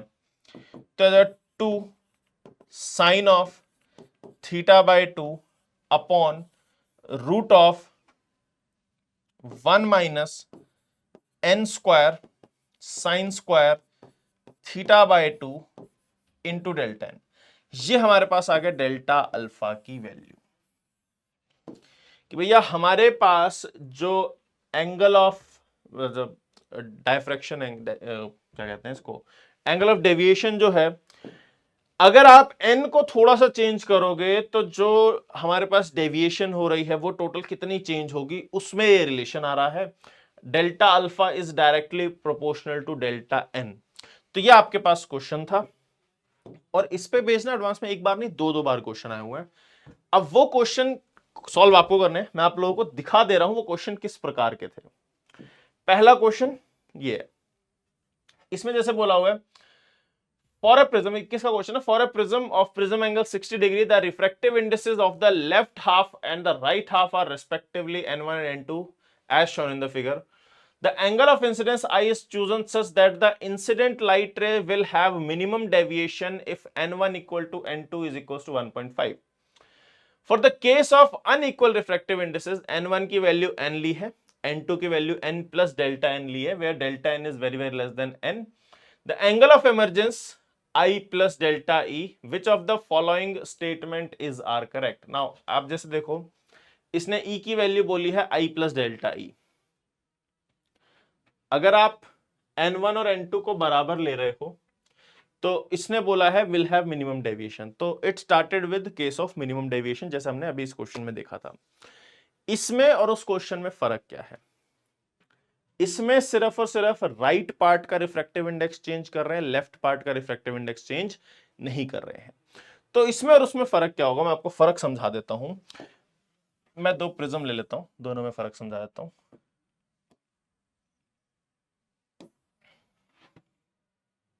ठीक है, इसको ध्यान समझ लेना क्योंकि अब एडवांस में ऐसी चीजें आती है ना कि रिलेटेड चीजें हैं, आपको फर्क नहीं पता होगा तो आप वहां पे कैसे सॉल्व करोगे।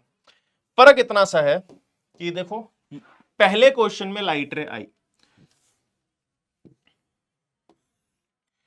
अगर पूरा का पूरा प्रिज्म का रिफ्रैक्टिव इंडेक्स चेंज होता है तो लाइट यहीं से ही क्या हो जाती है, अलग अलग हो जाती है। इस तरीके से गई और ये इस तरीके से गया, और जहां तक रेड की बात है लेट से वो इस तरीके से गया और फिर वो इस तरीके से गया, तो यहीं से वो चेंज होना स्टार्ट हो जाती है। तो यहां पर जो चेंज आता है वो आता है पूरा का पूरा एंगल ऑफ डेविएशन में, ये समथिंग लाइक दिस।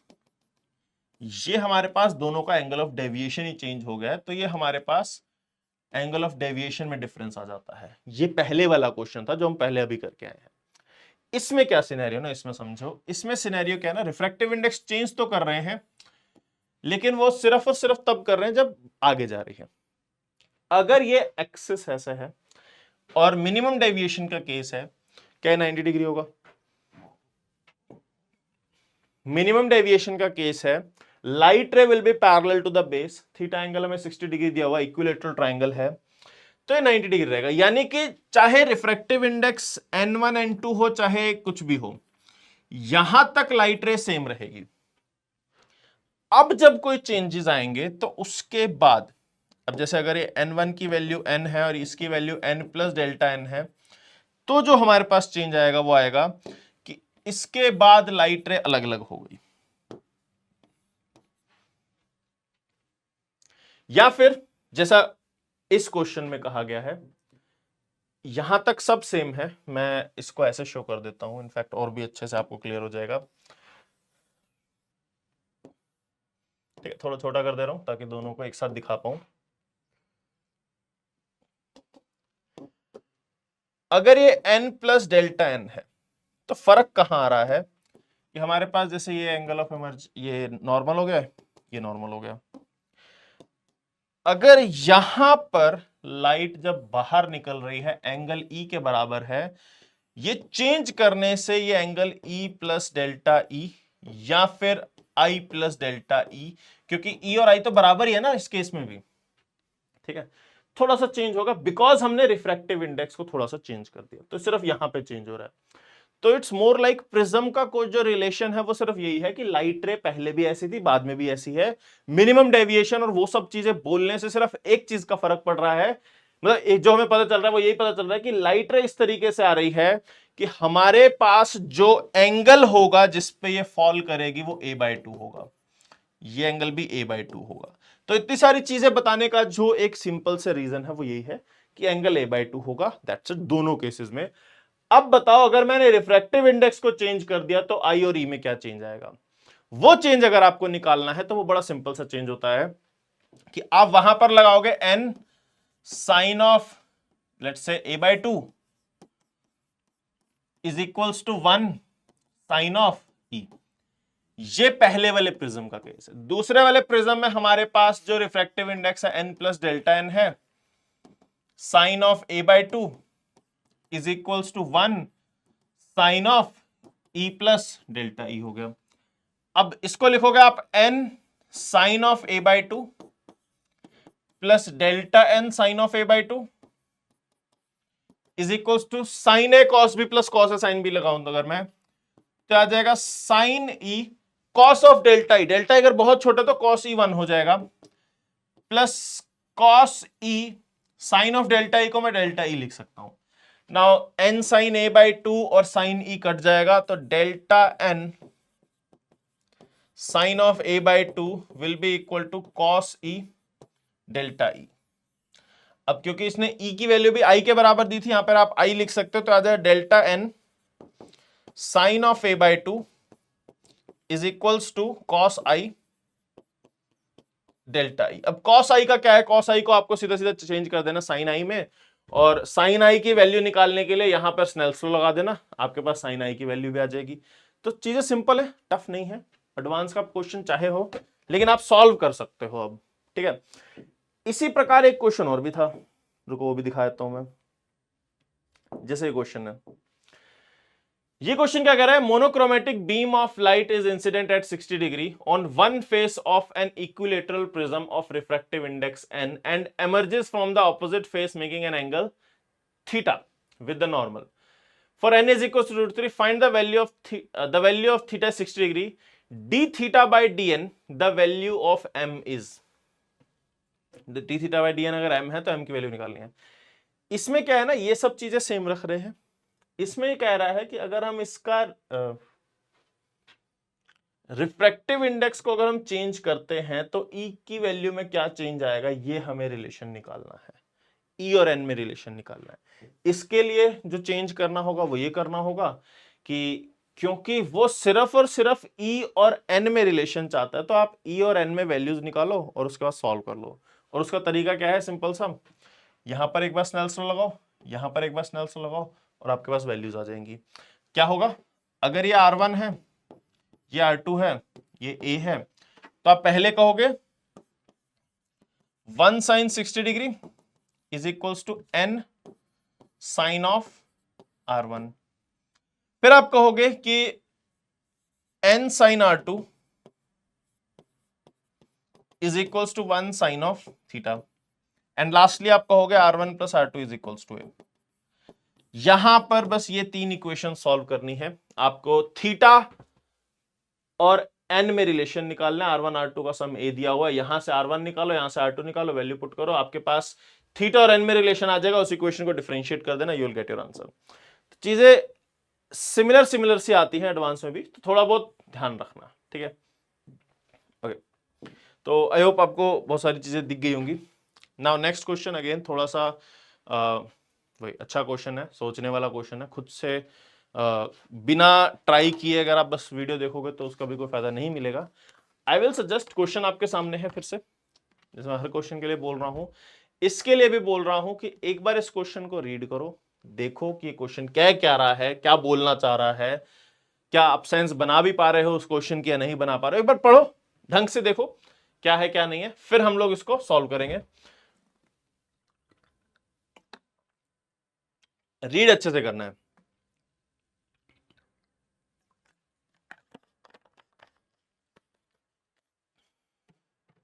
पॉज करके रीड कर लो, ज्यादा इजी रहेगा। पॉज कर लो, अरे बात अच्छे से रीड कर लो स्टार्टिंग से एंड तक। देखो क्या कह रहा है कि a parallel beam of light falls from vacuum on a surface enclosing a medium with a refractive index n.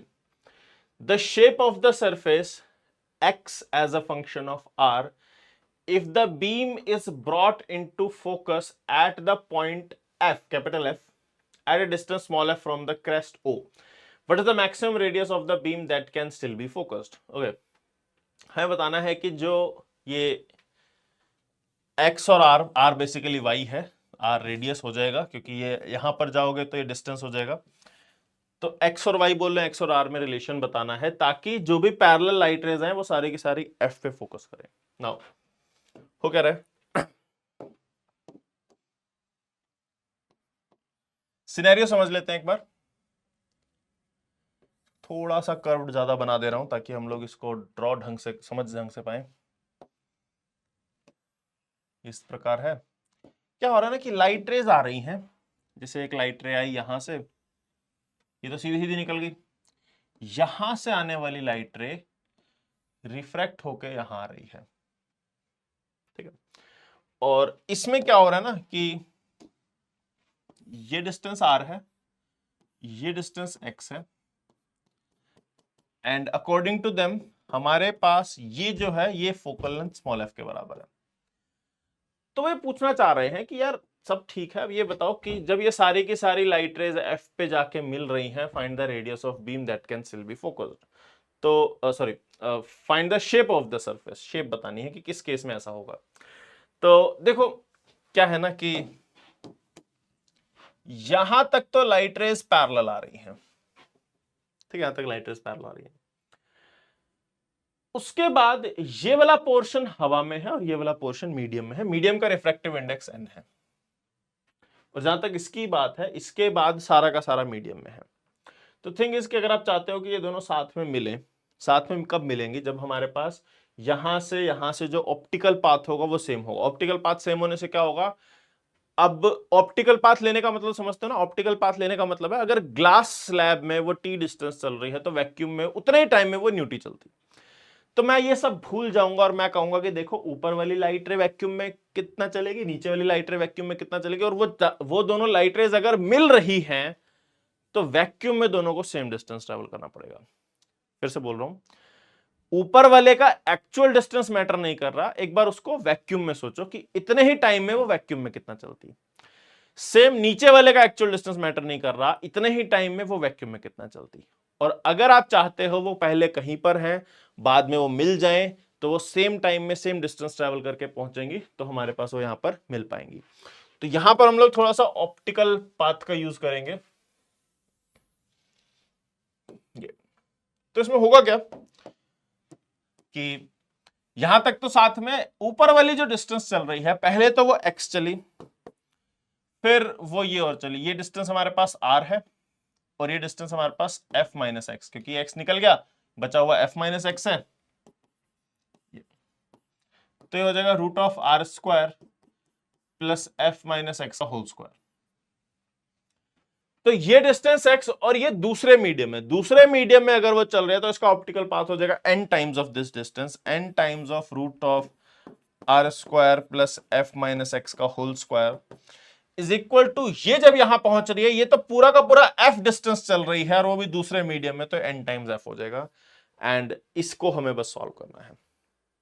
इसको सॉल्व करते हैं, x को उधर ले जाओ, x को उधर लेके जाओगे और स्क्वायर कर दोगे, आ जाएगा n square r square plus इस n स्क्वायर को इसके अंदर जब मैं ले जाऊंगा ये हो जाएगा अंदर जाएगा n square, n f minus n x का whole square, n f minus n x का whole square is equal to n f minus x का होल स्क्वायर। ठीक है, तो ये कैलकुलेशन हमारे पास बन रही है और इसको हम थोड़ा थोड़ा सॉल्व करेंगे। लेट्स से स्क्वायर वाले पोर्शन को उधर ले जाओ, ये आ जाएगा n square r square is equals to n f minus x का whole square minus n f minus n x का होल स्क्वायर। तो इससे हमें एक चीज दिख रही है, a square minus b square, तो a plus b into a minus b हो जाएगा, तो हो जाएगा n square r square is equals to a plus b, this plus this करोगे तो आ जाएगा 2nf और माइनस माइनस माइनस का n minus 1 into x into this minus this करोगे तो nf nf कट जाएगा, x प्लस nx तो आ जाएगा n माइनस 1 इंटू एक्स जाएगा। ठीक है, a plus b into a minus b, तो आ जाएगा n square r square is equal to n into n minus time f into x minus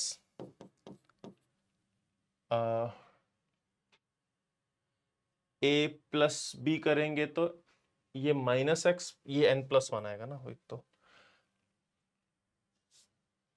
2nf into n minus 1 और ये n plus 1 into n minus 1 into x square.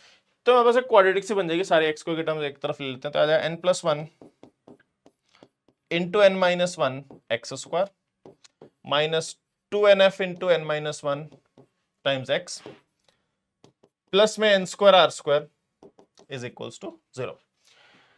X की term में हमारे पास एक quadratic आई और x की वैल्यू होगी minus b plus minus root of b square minus 4ac, तो बी हमारे पास ये टर्म है, तो मैं एक्स की वैल्यू लिखूंगा माइनस का बी यानी कि 2nf into n minus 1 2nf into n minus 1 plus minus root of b square, b तो ये है 2nf इंटू एन माइनस 1, तो आ जाएगा 4n square f square into n minus 1 का whole square minus 4ac 4 this into this, तो 4n plus 1 n minus 1 n square minus 1 a square minus b square n square minus 1 into n square r square या n minus 1 into n plus 1 into n square r square minus 4ac divide by 2 है, divide by 2 times n plus 1 n minus 1। ठीक है, इधर n minus 1 है, इधर n minus 1 का square है, इधर से भी n माइनस 1 का स्क्वायर बाहर निकाल लेते हैं और 4 भी बाहर निकाल लेते हैं। तो पहली बात तो देखो 2 कट जा रहा है, 2 2 और ये 4 4 2 कट जाएगा, फिर n माइनस 1 बाहर निकालोगे तो आ जाएगा nf into n minus 1 plus minus n minus 1 into root of n square f square minus n plus 1 over n minus 1 into n square r square divided by n plus 1 into n minus 1। ना वही calculation part है, जब तक calculation करना खुद से नहीं सीखोगे तब तक तो यार वैसे भी कोई काम नहीं आएगा, मजा भी नहीं आएगा तुम लोगों को। तो अपने पास ये एक सिंपल सी टर्म आ गई, थोड़ा और सॉल्व हो गया। इनफैक्ट आप यहां से nf भी बाहर ले सकते हो, तो आ जाएगा nf over n plus 1 into 1 plus minus root of 1 minus n plus 1 over n minus 1 into n square sorry r square by f square याद आएगा। So this is your value of x। अब अच्छा, अभी plus minus है, आपको ये समझना पड़ेगा कि क्या वैल्यू आएगी। अब क्या है ना कि x की value nf over n plus 1 into 1 plus some factor है। अगर आप इसमें प्लस लेते हो इसका मतलब होगा कि x की वैल्यू f से बड़ी है। अब आप खुद बताओ, ये x है और ये f है, x की वैल्यू f से बड़ी नहीं हो सकती है, x should be less then f। तो हमारे पास यहां पर ये जो वैल्यू लिखी हुई है, सीधे लिखता हूं कि x should be less then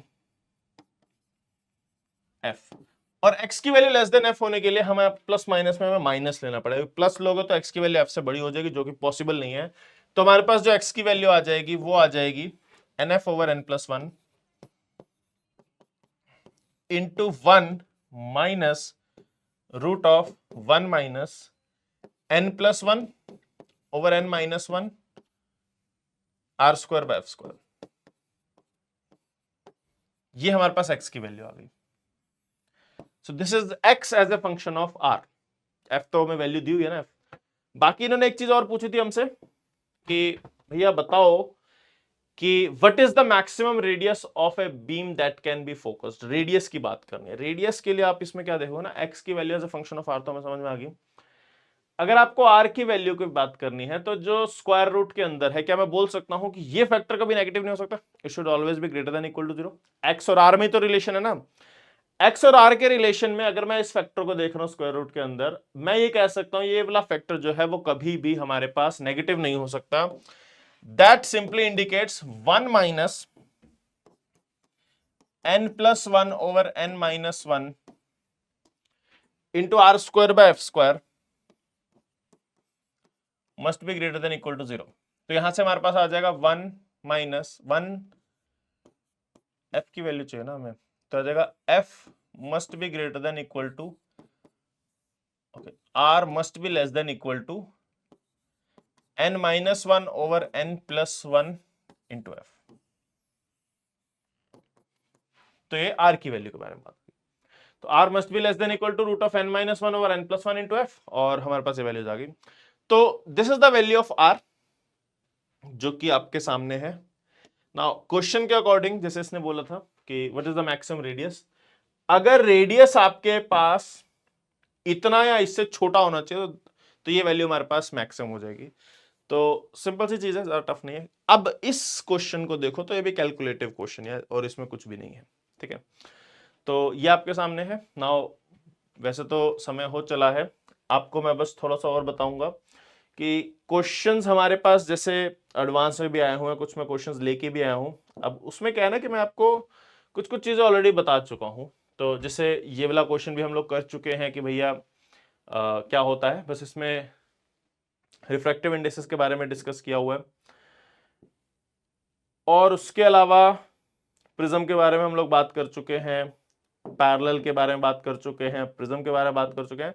तो प्रीवियस ईयर क्वेश्चंस में भी काफी सारी चीजें हम लोगों ने डिस्कस कर ली है ना। ऑल दैट लेफ्ट इज आपकी प्रैक्टिस। इसमें मैं कुछ क्वेश्चंस आपके लिए छोड़ के जा रहा हूं। ये वाले क्वेश्चंस आपको जरूर ट्राई करने हैं एडवांस में जाने से पहले।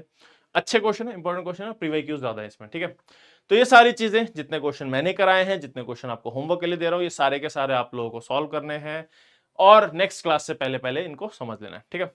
तो ठीक है, आज हम लोग इतना ही करेंगे। तो नेक्स्ट क्लास के लिए ऑल द वेरी बेस्ट। बड़े से पढ़ाई करते रहना है, एडवांस फोड़ कराना है।